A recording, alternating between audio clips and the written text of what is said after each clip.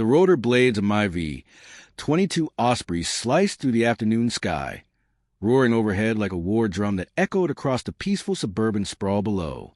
From my cockpit, I had a clear view of the problem. A white Lexus SUV parked dead center on my private helipad. Its chrome grille caught the sunlight like a smug grin, completely blocking the bright yellow H I'd paid good money to have painted. I didn't even have to check the plates. That Lexus belonged to none other than Karen Henderson, the self-appointed queen of Willowbrook Estates, otherwise known as our HOA president. My grip on the control stick tightened as I began my descent. She wanted to make this a power play? Fine. I had FAA clearance and legal right to land on my property. I wasn't about to let some clipboard tyrant with a superiority complex tell me otherwise.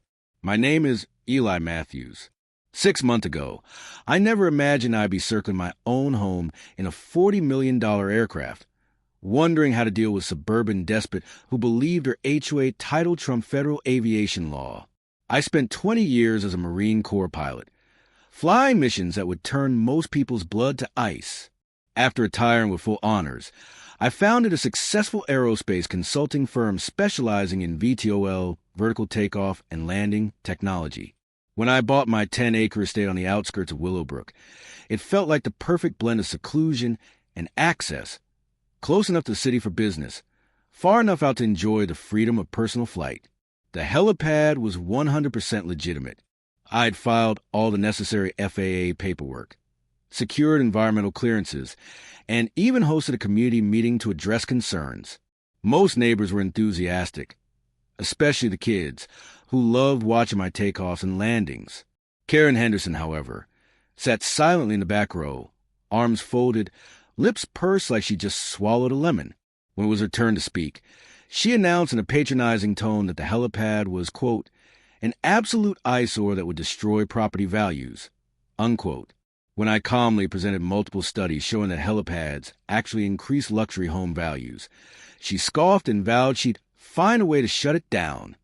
That was the beginning. The harassment started small, passive-aggressive notes under my windshield wipers in her signature purple ink, petty accusations like excessive noise from walking on gravel or unauthorized altitude of American flag. Then came the fines. $50 for failure to maintain uniform grass height when my lawn was literally maintained by professionals.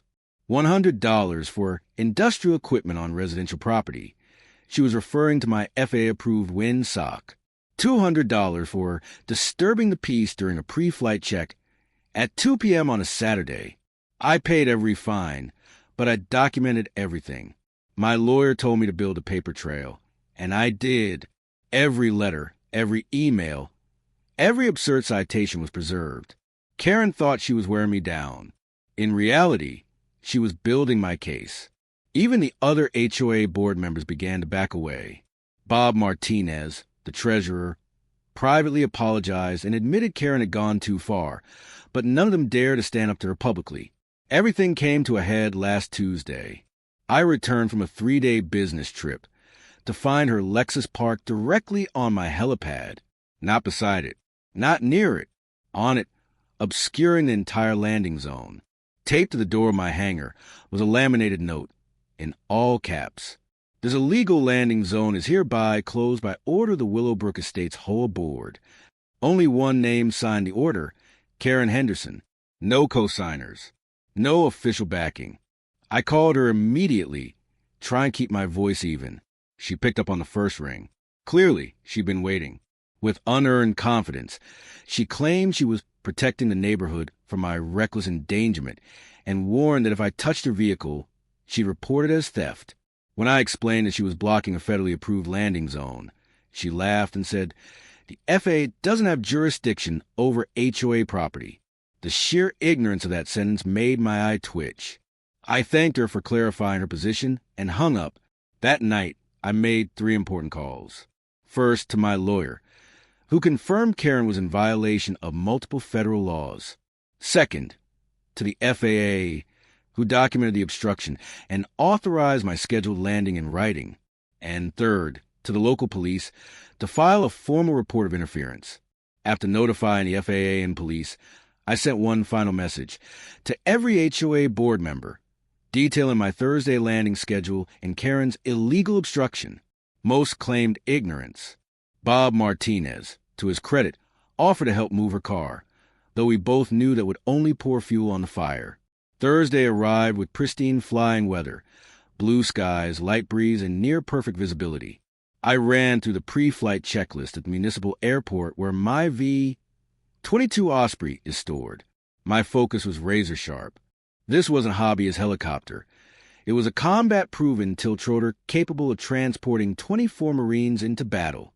Each of its 38-foot rotors generates enough downwash to flatten anything not bolted to the ground within a 100-foot radius. As I tilted the rotors forward and climbed to cruising altitude at 250 knots, I smiled to myself. Karen had no idea what was coming. 20 minutes out, I contacted local air traffic control to confirm my approach to my private helipad. They acknowledged the reported obstruction and reaffirmed that I had full clearance to land, property owner, FAA approval, all in order. I switched frequencies and made my approach call on a local emergency band to establish a formal record, then used the cockpit comms to dial 911. I informed the dispatcher that I was en route to my property and requested a police presence for what I described as a property dispute involving federal aviation law. She assured me units were already on their way, thanks to my earlier report. As Willowbrook Estates came into view, I saw a small crowd had gathered along the sidewalks, neighbors, curious kids, and probably a few board members. Word travels fast in suburbia, especially when there's a spectacle involved. Bob Martinez had likely helped that along. I transitioned from airplane mode to hover.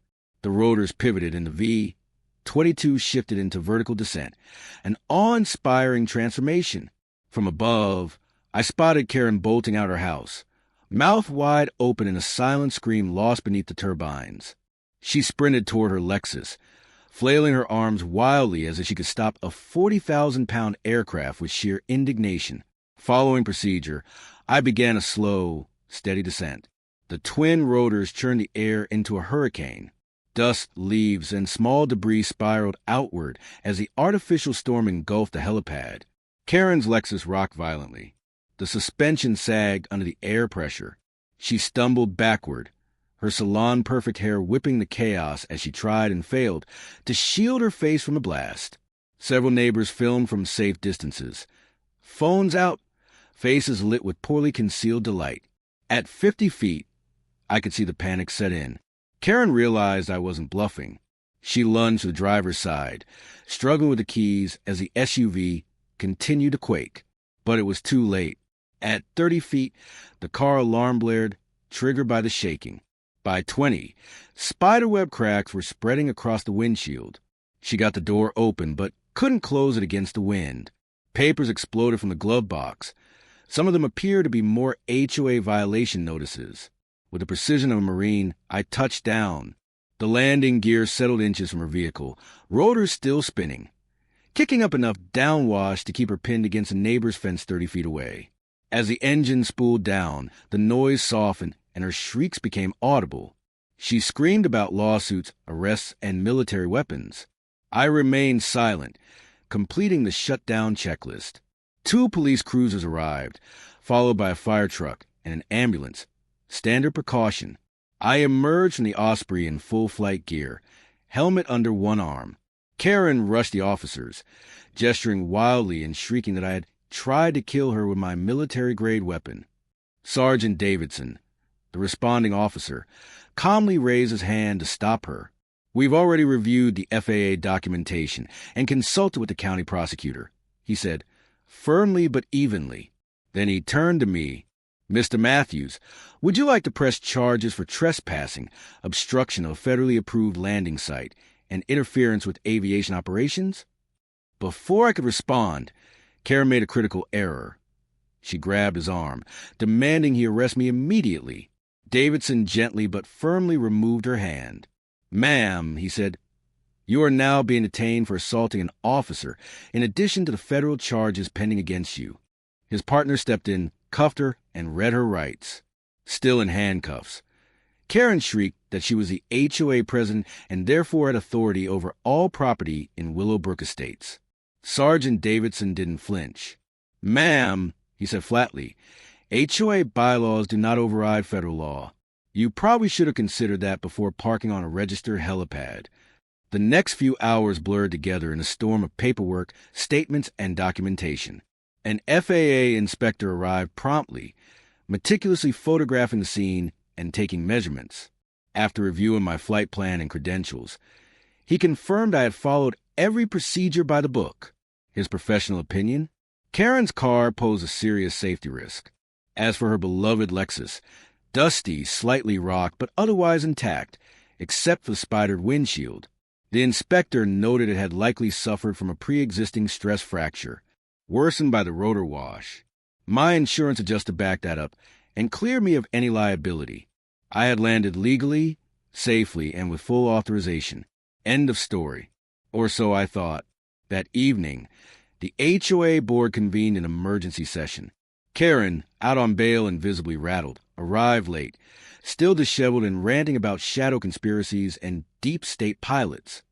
But the mood in the room had shifted, drastically. Neighbors who had long suffered in silence found their voices. One by one, they stood up to speak. Margaretchen told how Karen fined her for having too many flowers in her front garden. Robert Thompson explained how she'd use a ruler to measure his grass every week, issuing citations if it exceeded 3 inches. Others shared similar stories. Bogus violations, arbitrary fees, threats of foreclosure over things as petty as wind chimes or nonconforming mailbox colors. The board listened. So did the crowd. And when it came time to vote on Karen's removal, the result was swift and unanimous. Even her usual allies turned against her. Bob Martinez read the motion aloud. Karen stood frozen, jaw slack, then turned on her heel and stormed out, shouting over her shoulder that we'd all regret this when property values plummet. Judging by the applause and celebratory mood in the room, no one was concerned. That night, the board voted to reimburse all questionable fines issued over the past year, issue a formal apology to me for the harassment, and amend the HOA charter to explicitly recognize state and federal law supremacy over HOA regulations. 3 months later, Karen stood in federal court facing charges of obstructing an FAA-approved landing facility and interfering with aviation operations. Her defense lawyer tried spinning a story about neighborhood safety, but the prosecutor came armed with a mountain of evidence, recorded calls, documented fines, eyewitness statements, photos, and video footage, including her infamous sidewalk meltdown during my landing. The judge didn't mince words. When Karen's lawyer argued that HOA rules should supersede federal aviation law, the judge leaned forward and said, "That is a fundamental misunderstanding of legal hierarchy that borders on the delusional." Karen was found guilty on all counts. The sentence: 2 years of probation, 300 hours of community service, specifically with aviation-related nonprofits, and $50,000 in fines. To top it off, the judge issued a permanent restraining order barring her from coming within 500 feet of my property or interfering in any aviation-related activity ever again. As the sentence was read aloud, Karen's complexion shifted from red to white to an odd shade of purple. She turned to her lawyer in desperation, whispering furiously. He shook his head. There was nothing left to argue. When the judge asked if she understood the terms of her sentence, Karen could only nod, silently through tears, as the weight of real consequences finally settled in. And for the first time in a long time, Willowbrook Estates felt just a little lighter.